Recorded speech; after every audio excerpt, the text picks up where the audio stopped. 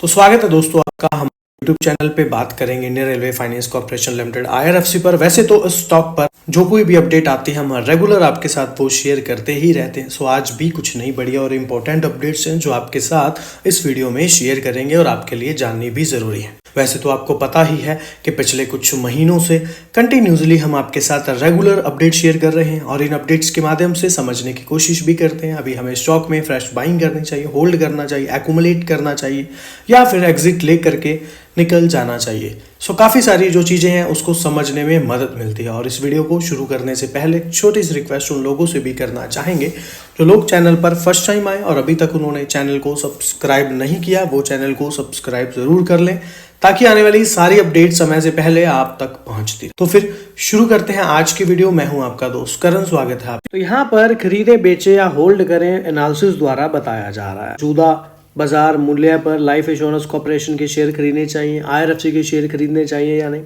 तो इस तरह से इंडियन रेलवे फाइनेंस कॉर्पोरेशन के शेयर बेचने चाहिए। तो इकोनॉमिक्स रिसर्च के प्रबंधक निदेशक जी चोक्कालिंगम और रिलायंस सिक्योरिटीज के शोध प्रमुख विकास जैन ने NDTV प्रॉफिट के आज प्रॉफिट शो में निवेशकों के प्रश्नों का अन्य बातों पर जानकारी दी है। क्या बात हुई है भारतीय रेलवे वित्त निगम पर? अगर जैन की बात करें तो इन्होंने यहाँ पर कहा है कि IRFC की पकड़ जारी रख सकते हैं। पिछले 7 महीनों में स्टॉक का प्रदर्शन अच्छा नहीं रहा। साप्ताहिक चार्ट पर भी उस स्तर निचला स्तर बनाना, खरीदने का जो अवसर है, अपॉर्चुनिटी है, वो 145 से 50 के रुपए के बीच होना चाहिए जो 2 तिमाहियों के बाद अपेक्षित। चोक्कालिंगम की बात कर लें तो उन्होंने कहा है कि बाय कर सकते हैं, यानी कि पकड़ो। इसका मीनिंग 1 से 2 वर्ष तक होल्ड करना पड़ेगा और एक मजबूत विकास पथ पर वापस जरूर आएगा और ऑर्डर बुक मूल्यों में सुधार होगा। कि फिलहाल IRFC का जो ट्रेंड है वो हमें नेचुरल से बेरिश की जोन में जाता नजर आ रहा है। व्यू यहाँ पर यही है कि हो सकता है रेलवे स्टॉक्स या फिर IRFC की बात ही करें तो नीचे की तरफ अपने लोअर लेवल्स को रीटेस्ट कर सकते। बार बार जो है 100 का लेवल यहाँ पर IRFC पर दिया जा रहा है कि 100 पर स्टॉप लॉस लगाएं, 110 पर स्टॉप लॉस लगाएं। काफी सारे एनालिसिस द्वारा कहना है जिस तरह से यहाँ पर इतना ज्यादा नीचे की तरफ इंपॉर्टेंट लेवल दिए जा रहे हैं तो हो सकता है चांसेस हैं कि नीचे की तरफ IRFC आता नजर आए। ऐसा मुझे लगता है, ये मेरा निजी विचार है, मैं गलत भी हो सकता हूं। आपको कैसा लगता है आप कमेंट करके जरूर बताइएगा। लेकिन ये पॉइंट नहीं है कि लॉन्ग टर्म के लिए स्टॉक अच्छा नहीं है। पर मजे की बात है अगर नीचे की तरफ स्टॉक मिलता है, ज्यादा मिलता है, नीचे की तरफ खरीदने के लिए मिलता है तो वेल एंड गुड है, वो एक अच्छी अपॉर्चुनिटी भी होगी। इसके अलावा देखिए आज हमें देखने के लिए क्या मिला। भारतीय सेना ने पहलगाम आतंकी हमले का बदला लिया और बुधवार को पाकिस्तान और पाकिस्तान के कब्जे वाले कश्मीर में 9 आतंकी ठिकानों पर मिसाइलें हमले किए। लेकिन इन सब चीजों के बावजूद भी अगर आप समझने का प्रयास करें तो 18 नाउ से जो बात हुई है वरिष्ठ अधिकारी की रेलवे के, तो उन्होंने कहा है कि कश्मीर घाटी में ट्रेन परिचालन जारी रहेगा। कश्मीर घाटी में ट्रेन परिचालन जारी रहेगा और कश्मीर घाटी में 22 ट्रेनें चलाती हैं तो वो सभी की सभी लगभग चलती नजर आएंगी। दैट मीन इस पॉइंट से इस आतंकी जो हमला किया गया है 9 आतंकी ठिकानों पर, इस पॉइंट से रेलवे को कोई भी फर्क पड़ता नजर नहीं आया, जिसकी वजह से हमें रेलवे के स्टॉक्स में आज अच्छी रिकवरी होती कुछ नजर आई। और फिर नई जो है बात की जा रही है वंदे भारत की, तो वंदे भारत नई यहाँ पर बात की जा रही है चलने की, जो कि उन महीने से शुरू होती नजर आएगी। इसके अलावा देखिए IRFC में मजे की बात यह है कि डिविडेंड यील्ड IRFC का काफी अच्छा बना हुआ। अगर आप देखें तो अभी फिलहाल में जो डिविडेंड अनाउंस किया गया 0.80 पर पैसे का डिविडेंड कंपनी ने दिया, जिसकी रिकॉर्ड डेट आपको पता 21 मार्च रखी गई थी। इसके अलावा भी समझे तो कंपनी ने कुल मिलाकर के शेयर धारकों को बार बार लाभांश जो दिया है या भुगतान किया है या फिर डिविडेंड दिया है, IRFC ने अब तक अपने शेयर धारकों को करीब 7 रुपए 5 पैसे का भुगतान किया है और साल में 2 बार डिविडेंड IRFC का देखने के लिए मिल जाता है।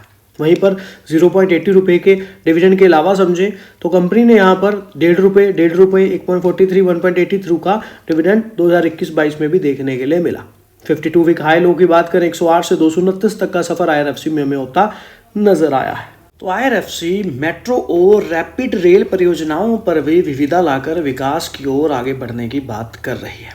तो इस वीडियो में IRFC पर तो डिस्कस करेंगे ही, साथ में बोनस, साथ में स्प्लिट और डिविडेंड शेयर के बारे में भी बात करेंगे। तो यहाँ पर IRFC के लिए वित्त पोषक रूप में अपनी भूमिका से आगे बढ़ाकर IRFC मेट्रो रेल और रैपिड रेल परियोजनाओं पर भी आगे बढ़ने के लिए योजना बना रहा है ताकि विकास जो है उसको गति मिल सके और IRFC के अध्यक्ष और प्रबंधक निदेश मनोज कुमार दुबे ने काफी अच्छी बातें यहाँ पर कही। कहा कि ये जो व्यवसाय है हमारे लिए बहुत आकर्षक होंगे और सरकारी कंपनी ने नए अफसरों के रूप में भाग लेना शुरू किया और पिछले 3-4 महीनों में ही 3 बोलियां जीती, जिसमें 14,000 करोड़ की संपत्ति भी हासिल करी। दुबे ने कहा कि इन परिसंपत्तियों से आ रहा है रेलवे के साथ बैकवर्ड और फॉरवर्ड लिंकेज है और विशेष रूप से मार्जिन में भी सुधार की बात कही गई और इन नई बोलियों से मिलने वाला जो मार्जिन जो है वो रेलवे से मिलने वाले मार्जिन से 2 से 3 गुना है। दैट मीन इस पॉइंट का आगे चल के कंपनी के रिजल्ट्स पर रिवेन्यू और प्रॉफिट दोनों में ही एक अच्छा निरंतर देखने के लिए मिलेगा। क्यों? क्योंकि देखिए अभी जो रेलवे से इनको मार्जिन मिलता है और जो अब ये बोली इन्होंने जीती हैं ये 2 से 3 गुना ज्यादा है और 2026 के लिए IRFC लगभग 30,000 करोड़ के स्वतंत्र को लक्षित कर रहा है, जो उच्च मार्जिन को देखते हुए रेलवे ऋण के लगभग 90,000 करोड़ के बराबर होगा। यहाँ पर एक प्रश्न आता है कि प्रबंधन जो है, जो AUM है, जो क्वार्टर ऑन क्वार्टर आधार पर घटी है, तो क्या 2025-26 के लिए किस तरह से वृद्धि का अनुमान लगा रहे हैं? तो वित्त वर्ष 2024-25 बहुत ही स्थिर तरीके से बंद हुआ और फ्लैट निर्देशों का कारण पिछले 2 वर्षों से जो कि 21-22 और 22-23 रहे उसका अच्छा प्रदर्शन करने के बाद हमारे पास शायद ही कोई स्वतंत्र हुआ और इस कारण रेलवे जो है अधिक बजट संस्थानों के माध्यम से किसी भी स्वतंत्र की मांग नहीं कर रहा था, क्योंकि पिछले कुछ वर्षों में सरकारी बजटीय सहायता बहुत अधिक थी। लेकिन अगर बात करें 2024-25 की जो अंतिम तिमाही में इन्होंने विविधीकरण करने का फैसला किया है और इस कंपनी के लिए ये गेम चेंजर साबित होने वाला है, क्योंकि 40 वर्षों से हमारे पास केवल एक ही ग्राहक था, लेकिन भारतीय रेलवे और वहाँ मार्जिन 35-40 हजार के अंकों का था। सो उन परिसंपत्तियों से विविधता लाना शुरू कर दिया है और भारतीय रेलवे की मदद कर रही है। इस कैलेंडर वर्ष पिछले 4 महीनों में 14,000 करोड़ की संपत्तियां जुटाई हैं और इसमें मार्जिन भी ज़्यादा है। इसके अलावा समझें तो कुछ संख्याओं की प्रतीक्षा कर रहे हैं जो AUM वृद्धि के लिए। इसका अर्थ है कि वृद्धि कहां से आती है। तो CSB बैंक को स्थायी गिरावट के बाद 4% मार्जिन पर लौटने का भरोसा। अगर मैं आपको एक संख्या बताऊं तो वित्त वर्ष 2025-26 लगभग 30,000 करोड़ करने का लक्ष्य है, जो कि हमने पहले भी डिस्कस किया। और मेन पॉइंट हम यहाँ पर यही लेकर के चलते हैं कि मेट्रो रेल और महानगरों के बीच रैपिड रेल में विविधता ला रहे हैं और ये व्यवसाय हमारे लिए बहुत ही आकर्षक होंगे। सो काफ़ी अच्छी ये अपडेट्स हमें फिलहाल दुबे जी द्वारा जो स्टेटमेंट्स हैं देखने के लिए मिल रही हैं और बहुत ही अच्छी चीज़ इन्होंने बताई हैं। देश में कब चलेगी पहली बुलेट ट्रेन? तो काफ़ी ज़्यादा नई अपडेट्स IRFC पर आती नज़र आ रही हैं। मुंबई अहमदाबाद बुलेट ट्रेन की बात करें तो ये एक बहुत बड़ा प्रोजेक्ट है जहाँ पर काफ़ी बड़ा सिनेरियो देखने के लिए मिल रहा है और IRFC को आपको पता है, IRFC पर हमने बहुत बार अपडेट की है कि जो हाई स्पीड रेल कॉरिडोर है ये एक अहम हिस्सा है और IRFC का इसमें काफी बड़ा हाथ रहता है। लेकिन फिलहाल यहाँ पर पॉइंट क्या है कि Mumbai Ahmedabad bullet train project BKC में बन रहे देश के एकमात्र अंडरग्राउंड बुलेट ट्रेन स्टेशन की खुदाई का लगभग 76% काम पूरा हो चुका और rail Mumbai Ahmedabad high speed rail corridor का एक अहम हिस्सा है और रेल मंत्रालय की ओर से जानकारी के मुताबिक 14.2 लाख घन मीटर खुदाई पूरी कर ली गई है। इसके अलावा समझे तो यहाँ पर करीब 100 फीट गहराई तक पहुंच चुका है, जो लगभग 10 मंजिला इमारत के बराबर है और प्लेटफॉर्म को 20 मीटर की गहराई पर बनाया जा रहा है, जिसमें 3 फ्लोर होंगे, कांक्रीट सर्विस और प्लेटफॉर्म। 16 कोच वाली बुलेट ट्रेन को संयोजित करने के लिए पर्याप्त। इसके अलावा भी समझें तो M60 ग्रेड कंक्रीट से बेस स्लैब डाला जा रहा है, जैसे हर कोस्टिंग के लिए 3-4 घन तापमान नियंत्रित कंक्रीट की जरूरत होती है और मॉडर्न कंक्रीट लैब भी साइड पर ही मौजूद है, जहां वाटर पैराबिलिटी और रैपिड क्लोराइड जैसे टेस्ट किए जा रहे हैं। तो ये एक बहुत बड़ा प्रोजेक्ट है जो आने वाले टाइम में भी और इस पर काफ़ी सारी नई अपडेट्स आती रहती हैं, जो ये रेलवे के लिए बहुत बड़ा और भारत के लिए भी बहुत बड़ा एक नाम कमाने वाला प्रोजेक्ट है और इस पर काफ़ी बड़ा निवेश भी किया जा रहा है। इसके अलावा समझें तो 22 अप्रैल को रेल मंत्री वैष्णव जी ने सोशल मीडिया पर स्टेशन की प्रगति को साझा करते हुए लिखा है कि मुंबई का बुलेट ट्रेन स्टेशन 100 फीट जमीन के नीचे आकार ले रहा है और इस राज्य के जो मुख्यमंत्री देवेंद्र फडणवीस हैं तो उन्होंने यहाँ पर कहा है कि यह प्रोजेक्ट अब 2028 के अंत तक पूरा हो सकता है। बाकी देखिए रेलवे पर नई अपडेट्स आती रहती हैं। फिलहाल एक और अपडेट है जहां पर राजस्थान के बीच सीधा महाराष्ट्र तमिलनाडु की जो रेल सेवा नई शुरू करने की बात कही जा रही है और अश्विनी वैष्णव जी द्वारा हरी झंडी भी दिखाई जा रही है। तो नई रेल सेवा शुरू होती यहाँ पर नजर आएगी। इसके अलावा अहम बात कर लें तो अगले 3 वर्षों में 200 नई वंदे भारत एक्सप्रेस ट्रेनों की बात कही जा रही है। रेल यात्रा में क्रांति लाने के लिए भारतीय रेलवे की मेगा योजना। यहाँ पर अश्विनी वैष्णव जी ने अगले 2 से 3 वर्षों में 100 अमृत भारत, 50 नमो भारत और 200 वंदे भारत तक की यहाँ पर निर्माण के लिए ट्रेनों की बात यहाँ पर कही। इसके अलावा समझे तो यहाँ पर 2025-26 के बजट में जो भारतीय रेलवे के उन्नयन पर सरकार का ध्यान जारी है, 2.52 लाख करोड़ रुपए का आवंटन किया गया और वैष्णव जी ने 4.6 लाख करोड़ रुपए की नई परियोजना पर भी प्रकाश डाला। देखिए, जब रेलवे पर बड़ी इन्वेस्टमेंट होती रहेंगी तो रेलवे की कंपनियों को उनका बेनिफिट मिलता ही रहे। अगर इस बात को शॉर्ट में समझेंगे तो भी एक ही लाइन बनती है, लंबे में समझेंगे तभी एक बात बनती है। अगर गवर्नमेंट का, सरकार का निवेश पूंजीगत रेलवे पर बढ़ता है तो नो डाउट रेलवे से रिलेटेड जो कंपनियां हैं उन सभी कंपनियों पर ही कैसे ना कैसे करके इफेक्ट जरूर पड़ता है, क्योंकि कोई ना कोई प्रोजेक्ट, कोई ना कोई कर्म, कोई ना कोई कार्य कंपनी कर रही है। ये हमको पता होना चाहिए कि हमारी कंपनी जो है, जो हम इस पर निवेश कर रहे हैं, उसका बिजनेस जो है वो बिजनेस उससे रिलेटेड है या नहीं। तो IRFC का सबसे बड़ा मेन सिनेरियो क्या रहता है आपको पता है, पेपर देना, नई परियोजना। अब कंपनी नवरत्न स्टेटस पर भी है, 1000 करोड़ तक का खुद का डिसीजन ले सकती है और काफी सारी एडवांटेज भी हैं जो अभी यहाँ पर आगे दुबे जी ने जो कहा है वो मैंने शेयर किया हुआ, जिससे काफी चीजें क्लैरिटी से पता चलती हैं। अगले 4 से 5 वर्षों में पूरा हो जाएंगे और इन परियोजना में नई रेलवे लाइनें बिछाना भी है, पुनः विकास करना भी है, फ्लाईओवर भी है और अंडरपास का निर्माण करना भी शामिल है। और 31 मार्च तक तो 1400 कोच पूरे होने की उम्मीद भी बताई गई है और 25-26 में 2000 नए टर्नल कोच का लक्ष्य है और 1000 नए फ्लाईओवर को मंजूरी भी दे दी गई है। डिस्काउंट पर मिल रहा है, रेलवे PSU स्टॉक खरीदना चाहिए या नहीं? तो आप लोगों को पता है पीक से काफी बड़ी गिरावट रेलवे के स्टॉक्स में होती नजर आई। एक साइड पर यह भी देखा जा सकता है कि नीचे वाले लेवल्स पर और डिस्काउंट पर स्टॉक मिल रहा है। सो काफी सारे एनालिसिस हैं, समझते हैं एनालिसिस द्वारा स्टॉक में क्या कहना है। उस समय में शेयर मार्केट में कुछ तेजी देखने को मिल रही है और कई कंपनियों में दमदार रैली भी देखी जा रही है। कुछ कंपनियों के शेयरों में कमजोरी बनी हुई है और उसमें कंसोलिडेशन भी दिखाई दे रही है। रेलवे सेक्टर में भी कामकाज करने वाली कंपनियों के बारे में बात करें तो मिला जुला असर दिख रहा है। और मल्टी बैगर रिटर्न देने वाली रेलवे स्टॉक IRFC की बात करें तो फिलहाल स्टॉक दबाव में है और पिछले एक हफ्ते में कंपनी के शेयरों में 7% से करीब अधिक की, अब तक की 17% और पिछले 6 महीनों में 20% की कमजोरी आई है। लेकिन अब आगे क्या, आगे समझे तो एक शो पर हमें एनालिसिस द्वारा मार्केट एक्सपर्ट शरद ने अपनी राय जो है IRFC पर साझा की है। क्या कहना इनके द्वारा कहना है कि स्टॉक अभी कंसोलिडेशन फेस में है और काफ़ी समय से स्टॉक में मंदी दिख रही है। ऐसे में अभी एवरेज कर सकते हैं, लेकिन आपको 110 रुपये का स्टॉप लॉस रखकर एवरेज करना चाहिए, ऐसा इनके द्वारा कहना है। और यदि यह स्टॉप लॉस हिट हो जाता है तो स्टॉक में और भी गिरावट आ सकती है और क्लियर कट एग्जिट की बात भी इन्होंने कही है, क्योंकि इसके बाद नीचे की तरफ 80 और 90 के लेवल तक नीचे जा सकता है और ऐसे में यहाँ पर आपको 110 के स्टॉप लॉस के साथ एवरेज करने की राय रहेगी। BSE एनालिसिस के आंकड़ों के अनुसार पिछले 1 साल में कंपनी के शेयरों में 20% से अधिक की गिरावट देखने के लिए मिली, लेकिन नो डाउट 3 और 5 साल में काफ़ी 2 और 3 साल में काफ़ी अच्छे रिटर्न यहाँ पर IRFC ने शेयर होल्डर्स को बना करके दिए हैं।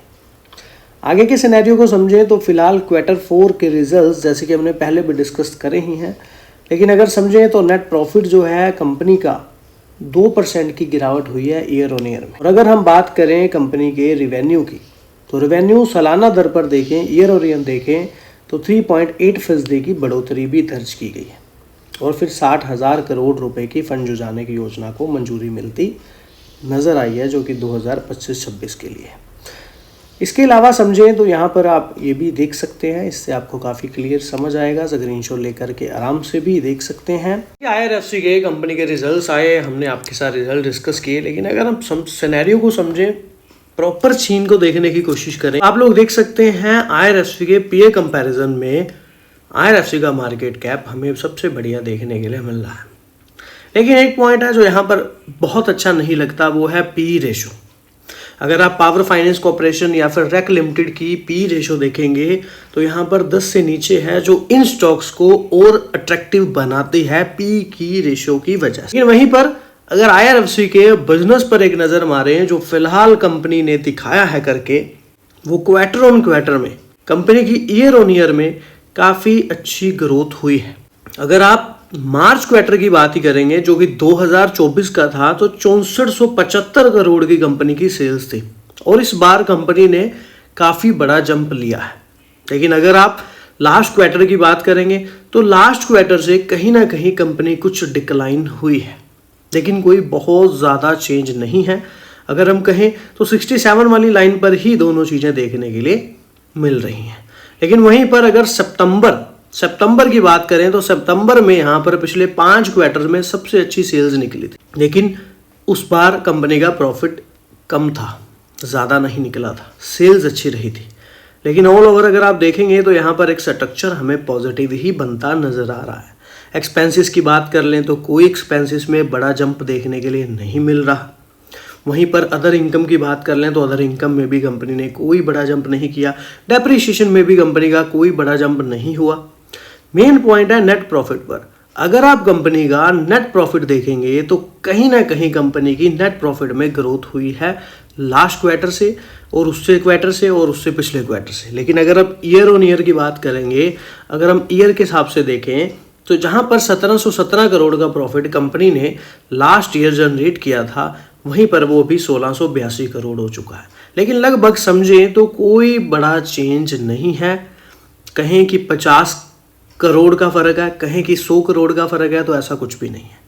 लगभग ज़्यादा फर्क नहीं आया। लेकिन कहीं ना कहीं कंपनी की स्टेबिलिटी देखने के लिए हमें मिल रही है कि कोई कहे कि कोई बहुत बड़ा जो है प्रॉफिट कम हो गया, डिक्लाइन हो गया, ऐसा कुछ नहीं हुआ।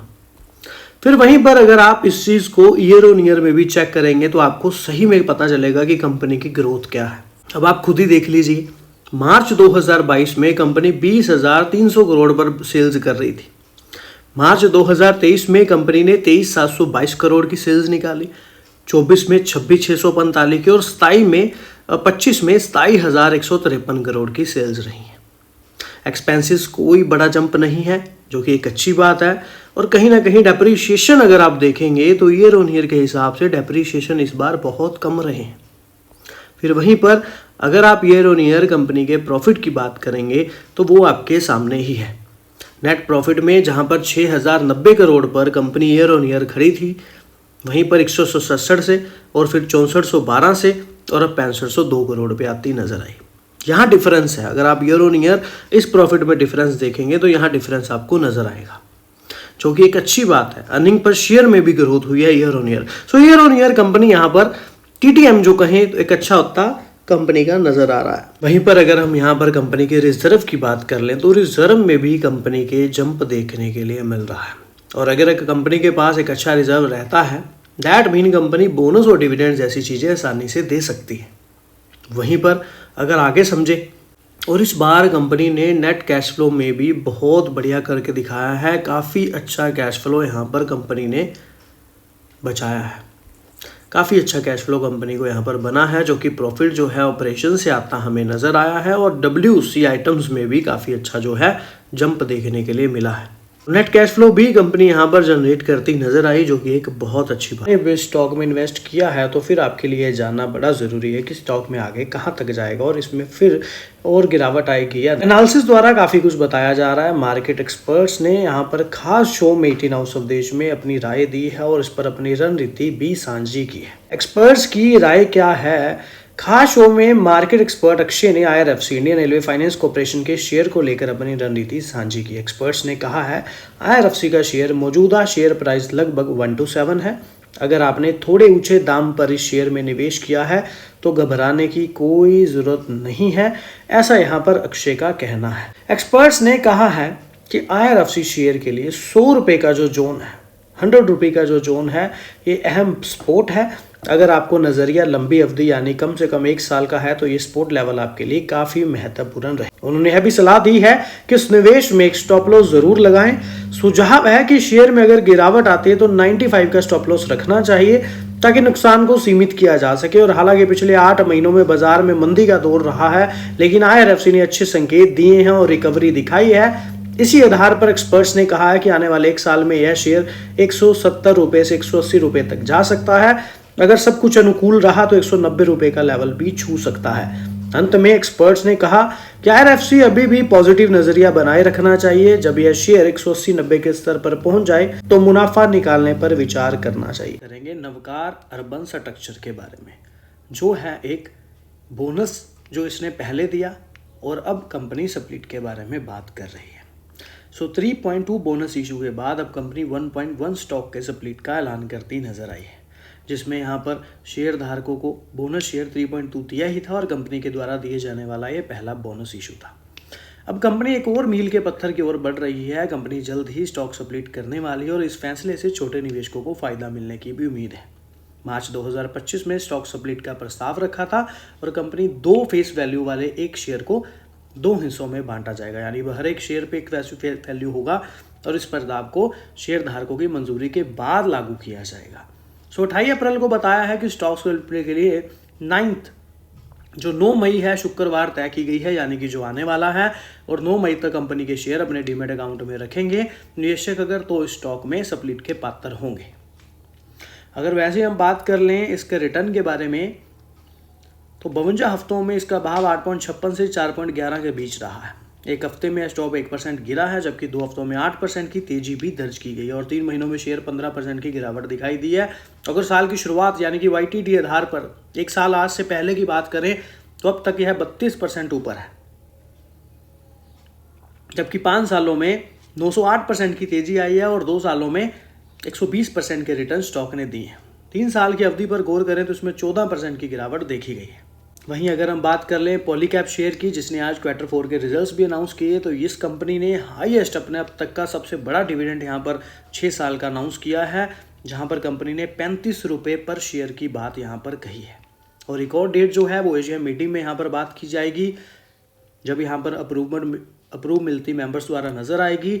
और अगर इससे पहले डिविडेंड्स की बात करें तो कंपनी ने 3 रुपये से डिविडेंड शुरू किया था और 9 जुलाई 2024 को लास्ट डिविडेंड 30 का दिया। बाकी वीडियो जो है हमने बनाया है एजुकेशन पर्पस के लिए। अगर आप कोई भी डिसीजन ले, निवेश करें, फाइनेंशियल एडवाइजर की सलाह पहले ले, बड़ी बात खुद स्टडी जरूर किया करें। चैनल पे सभी लोगों का तहे दिल से धन्यवाद। मिलते हैं ऐसी एक और वीडियो के साथ। बात करेंगे वरुण बेवरेज और 17 कंपनियों में शामिल है जो डिविडेंड और विभाजन के तरीके स्प्लिट की अगले सप्ताह रिकॉर्ड करेंगे। अगर आपके पास भी कोई है कंपनी तो डिविडेंड की बात करें 9 मई रिकॉर्ड डेट है। आनंद राठी वेल्थ की बात करें तो Anand Rathi wealth company final dividend देने जा रही है 7 रुपये पर शेयर का। बजाज फाइनेंस भी 12 रुपये पर शेयर का डिविडेंड देने जा रही है। बैंक ऑफ महाराष्ट्र 1.5 रुपये। लॉरेंस लैब्स यहाँ पर 0.80 पर शेयर डिविडेंड देने जा रही है। ट्रांसफॉर्मर्स रेक्टिफायर्स फाइनल डिविडेंड देने जा रही है 0.20 पैसे का। यूको बैंक भी 0.39 पैसे का डिविडेंड पर शेयर पर मिलता नजर आएगा। इन सभी शेयर्स की जो रिकॉर्ड डेट है वो 9 मई बताई जा रही है।